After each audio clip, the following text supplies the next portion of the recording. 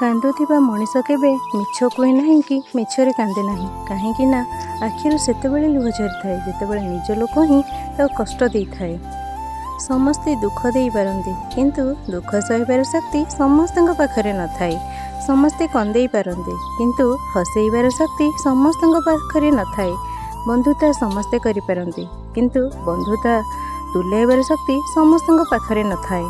ସେଇଥିପାଇଁ ତ ମୁଁ ଶେଷରେ ନୀରବତା ପସନ୍ଦ କରିବାକୁ ବାଧ୍ୟ ହେଲି। କାହିଁକି ନା ବିନା ଭୁଲରେ ଲୋକ ବହୁତ ଶୁଣାଉଛନ୍ତି, ପାଟି କ'ଣ ଖୋଲିବି।